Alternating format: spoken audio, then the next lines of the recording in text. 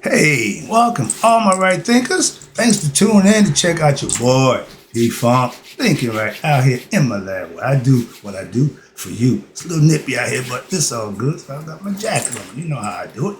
Let's rock. Rightisms, 25 rules to live by. Storytelling. Story with a message. There's a message in the story for life. I give life lessons. You tune in to receive them. I appreciate you. We got a good thing going. Let's do what we do. Right thinking mission, and that's what I'm on, is to enlighten, inspire, educate, and motivate you, the individual, to a higher spiritual level of enlightenment. Right thinker's way of life through mental and spiritual discipline. Practice daily will help and guide you to obtain your goal of spiritual enlightenment, aka know thyself. My mission is that all right thinkers know thyself. If you're a right thinker, your goal is to know thyself. See where we're going with this? Let's get that together. So the question, do you know you? You will when I'm through. If you don't have the answer for yourself, tune in. I can help you with that. That's what I do for you. A person who knows not and knows not that they know not is foolish. Disregard them. A person who knows not and knows that they know not, it's simple, but you can teach them. That's why I do what I do for you. Appreciate you too. Stay tuned. I got more for you. A person who knows not and believe and think that they know is dangerous. Avoid them. I do. A person who knows and knows not that they know is asleep spiritually. I can wake them up. Why? I'm the spiritual alarm clock here to wake you up with knowledge of self. That's what I do for you. A person who knows and knows that they know is wise. Follow them. All these persons reside in you. Right thinkers, know thyself. And to my yacht, be true.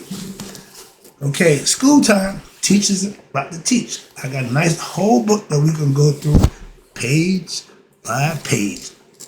I'm going to eliminate the fluff. I'm going to cherry pick the good stuff, but this is going to be some good information. Let's go. I started with the introduction, told you about my teacher. Now, let's get to what I call the Netarian Great Truths. There ain't a whole bunch of them, but they powerful. Let's start with number one. It says, Pa Netter, Labertia M. Neteru. Translation, the Netter, the Supreme Being. We didn't have the word God in ancient times, so you're going to hear Netter, Supreme Being, okay? Nabertia, okay, but that's God, and the one and alone, and as Nabertia manifesting everywhere in all things, right there, in all things, meaning nature, everything here, he's in it all, and the form of what? Gods and goddesses. Those are aspects of your personality and elements that run the universe. You're all connected. That's the concept that they knew a long time ago. One God, Supreme Being. Everything else is emanations. They'll break that down for you as we go. The virtue, what that mean? Good question. It means all-encompassing. He encompasses everything. It's under him. The one. And watch this. He's the all-encompassing divinity. He's the all-inclusive. He's all-embracing. He's spirit which pervades all and who is the ultimate essence of all. Can you get any more clearer than that? First truth, it unifies what? All the expressions of the Commission religion. They're going to break down what and why they do what they do perfectly. Let's go. Now you got en and ma, swa, so, set, eskum. What the hell? Again, I had a whole page of that. I wasn't trying to read through that and botch it up, so I'm going to give you the simple breakdown, okay? I just moved to the next page. They had it on one page, all hieroglyphics. Okay, that's what it looks like in hieroglyphic form. I didn't learn the measurement. Had the book.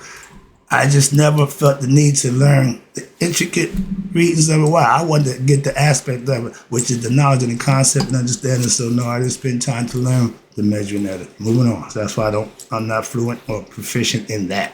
But watch this. It means lack of righteousness brings fetters. Remember that word? Pay attention to that word fetters. Okay, hold on to that. Brings fetters to the personality, and these fetters lead to what? Ignorance of the divine. I keep trying to explain to you, ego represents, the acronym is for edging God out. It's on its own. That's when you become all about me. Yeah, that's egoistic. And you don't have no regard, no respect for who? God. It's all about you. You can serve God, you can serve you.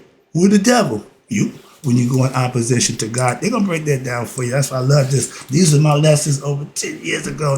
Now I can go through it. Before I was saying, I don't know how to break. Now I can teach from the book that I learned from.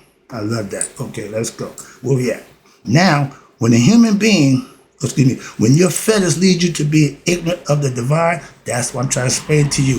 When it's all about you, you're not thinking about God. I tell you, become God conscious. Meaning, my thinking is of a higher level, not down there. Moving on. Hope you're learning. This is, I call, useful information. Okay? When a human being, that's us, acts in ways that what? That contradict the natural order of nature, negative qualities, bad thinking, wrong thinking of the mind, what'll happen? It will develop within that person's personality, meaning you're going to be not a good person. Watch this. Due to what? Your ignorance of who? God. The ego is pure ignorance. These are the afflictions of who? Set. We gave your ego a name, an identity, and put you down so you can learn about it. And we still don't have a clue about our ego self. And set, y'all call him Satan, or what do you call it, what you want. But if you don't understand his position and what he means, that's you when you what? Go against God. The devil don't exist. We make him and ourselves. Why? When everything is divine, there's no devil. When you start doing wrong, sorry about that, I'm teaching too fast. Get back. I'm going to take all this down and bring it to you. Hopefully a little slower. Now, set is the netero, okay, of egoism. See, I could have just let the lesson take itself. And egoism and what? Selfishness. Those are two things, me. Ego and selfish. Right there. If you that person, all you need to do is check yourself. Why? Because the afflictions of set will include these qualities in any person. If you have these qualities, you can change them. Watch. Anger, hatred, greed, lust, jealousy, envy, gluttony, dishonesty, hypocrisy. I can go on, etc. You see where I'm going with this? And none of these qualities are good. I eliminate all of them out of my lifestyle. Oh, you did simple. You practice on what? Eliminating things that's not good and not serving you and benefiting you. You just stop it. Oh, you perfect. No. It ain't about being perfect. It's just about doing what's right. And it may seem to be perfect. Why? Because that's what it looks like to people who see. Moving on. But all these qualities, I ain't angry, I ain't jealous, what about gluttony? What about dishonesty? What about hypocrisy? Don't take one and pick, I ain't that. Look at the whole group. And any one of them in there points to you, you need to take care of that. Simple as that. That's personal improvement, self-improvement. I don't want to constructively criticize people. Why? They take it the wrong way. So I ain't got time for that. I'll leave that up to you. Now, so to the free mind. What's a free mind? An enlightened mind. An egoistic mind is not free. It's bound by all those qualities, and that's a problem. But to be a free mind, to be free from the fetters of set, what you must do, one must be free from the afflictions of set. By how? How do I do that? By doing the right thing. But I do daily. Practice just doing the right thing. That's how you eliminate all those qualities. Today, somebody say something, you don't get angry. Okay, you're working on your anger. Somebody do something to you that you don't particularly care for. They're doing good. You don't be jealous of them. You be happy for them. Those are qualities that a lot of us take for granted. Our anxious take that seriously. Why? Because in order to be a good person, these are things that you have to do. All those other things is qualities of a bad person. That's why. Now, this got the word so ushu, su nafu, and sau set. Again, what the hell? Break it down. Translation. Devotion to divine. We know them people, fanatics by God. Oh, praise the Lord, right now, hoop and holler. No, just showing devotion to the divine. And that would lead to what? Freedom from what? the fetters of sin. Well, how? By doing the right thing. That's how. If it's wrong, don't do it. What's so hard about that? That's what this is all trying to get you to understand. These are the great truths. If you implement these, if you learn these, and you start using them, you will change as a person. Trust me. That's the purpose of us teaching you a new theology to get you a concept of God so you can be clear and understand who you're serving, why you're serving, and what you need to do to serve Him. To be liberated. Okay? The word is nafu, N-A-F-U. That means freedom, to breathe, to think clear. And you're free from the what? The afflictions of self, meaning your ego self is not in control. One must be devoted. How do you stop the ego from being in control? Right here. One must be devoted to divine, to God.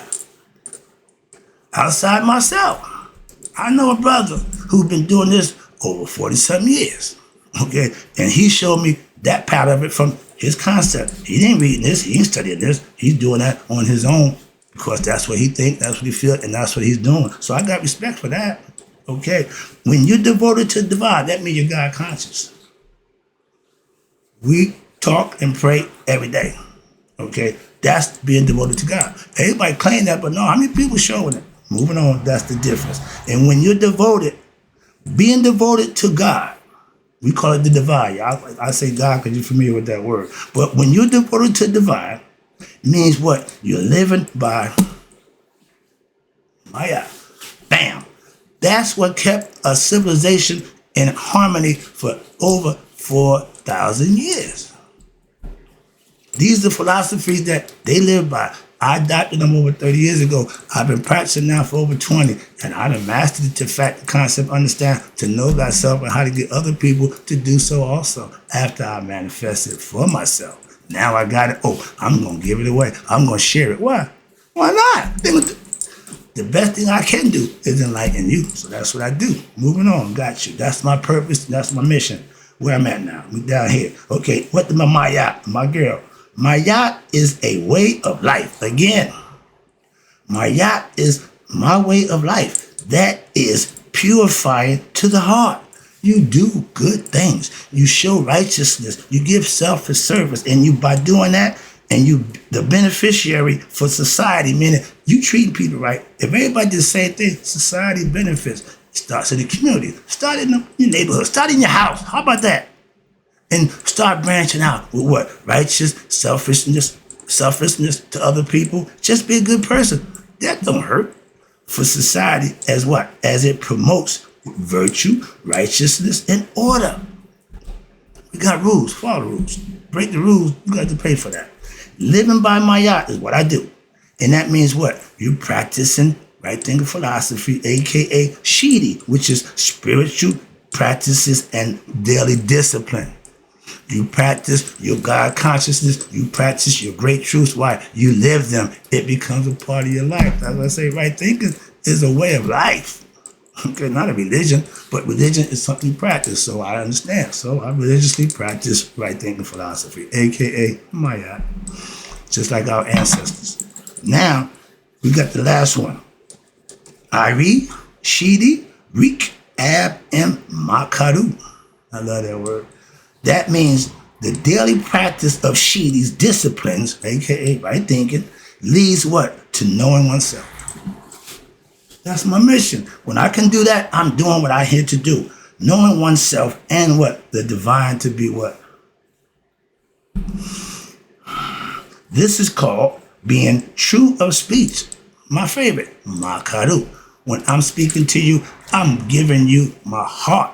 I'm laying it out there. I ain't trying to coerce or nothing. Just let you know the sincerity and the authenticity behind what I'm trying to say to you and get my point across to you to teach you how to what? Know you. I ain't here to do no harm, no nonsense. Okay, so let me wrap this up. Doing Shedi means what? It means to study profoundly. When? Daily. You're not going to see me without a book.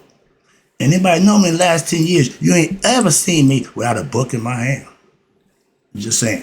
And that means when you study profoundly, That means you're going to penetrate what? The mysteries, which aka Shetaut. That means the secrets, the secret hidden. God is hidden in what? His creation. It's our job to become conscious of that. And by doing that, you'll become a better person and he will accept you with open arms. When this physical life is over, you go back. That's just a concept. And with Shetaut and what? And you'll discover the nature of God. That's the goal. There have been several practices, and still is, that's designed by sages and ancient Kemet to facilitate what? This process of self-knowledge. These are the religious, aka again, Shetaut traditions. We had a tradition that we studied, we learned, we lived what? Righteous, virtuous, good people. Okay, the most spiritual people on the planet. And watch this, with the Sma Tawi, which is the yogic disciplines. I took you through all that before. And it relates to them that what? That augment the spiritual practices. You have the yogic philosophical concept, different kinds.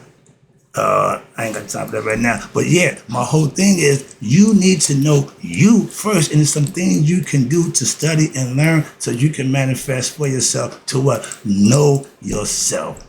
God is God. Self is you. Y'all are one. You need to know that. That's my aim. That's my point. Wait a minute. I'm not done yet. Now, all the traditions that relate to the teachings of the sages by means of what? We teach by means of myths that relate to a particular god or goddess. We give them personality, mythological concepts that you can manifest for yourself by putting them in the philosophical concept that you can study, learn, and be like that. It is understanding that what? All of these Neteru are related to who? Me and you.